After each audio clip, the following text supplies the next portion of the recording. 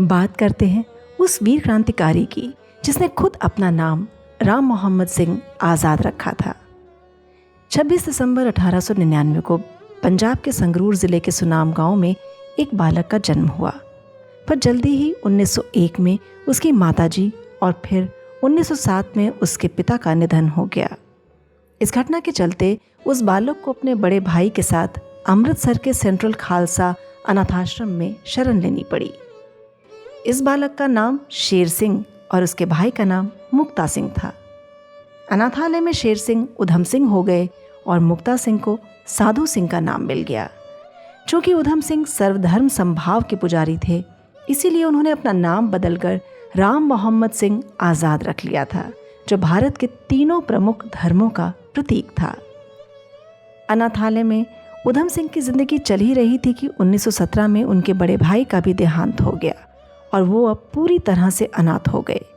1918 में उधम सिंह ने मैट्रिक के एग्ज़ाम पास किए और फिर 1919 में अनाथालय छोड़ क्रांतिकारियों के साथ मिलकर आज़ादी की लड़ाई में शामिल हो गए। उधम सिंह को भगत सिंह बहुत पसंद थे, वो उन्हें अपना गुरु मानते थे। उधम सिंह को देशभक्ति के गीत गाने का भी शौक था। 13 अप्रैल 1919 की बात है। रॉलेट एक्ट के विरोध में जलियांवाला बाग में शांतिपूर्ण तरीके से सभा हो रही थी। इस सभा से तिलमिलाए पंजाब गवर्नर माइकल ओ'ड्वायर ने ब्रिगेडियर जनरल डायर को वहां मौजूद भारतीयों को सबक सिखाने का आदेश दिया।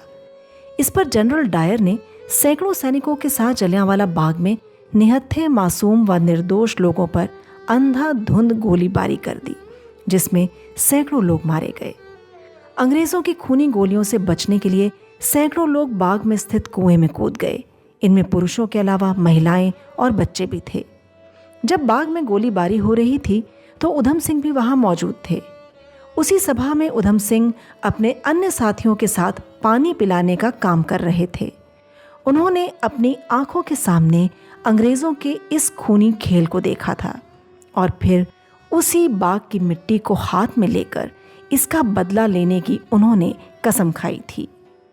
21 साल बाद 13 मार्च 1940 को उधम सिंह ने अंग्रेज़ों से इसी हत्याकांड का बदला लिया और फिर जो हुआ वो इतिहास की किताबों में हमेशा के लिए दर्ज हो गया।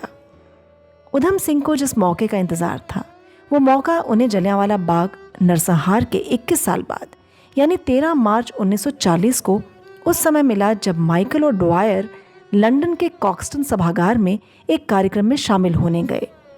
इस महान वीर सपूत ने एक मोटी किताब के पन्नों को रिवॉल्वर के आकार में काटा और उसमें वहां खरीदी हुई रिवॉल्वर छिपाकर हॉल के भीतर प्रवेश कर गए। मोर्चा संभालकर उन्होंने माइकल ओ'ड्वायर को निशाना बनाया और गोलियां दागनी शुरू कर दी, जिससे वो वहीं ढेर हो गया। माइकल ओ'ड्वायर की मौत के बाद ब्रिटिश हुकूमत दहल गई।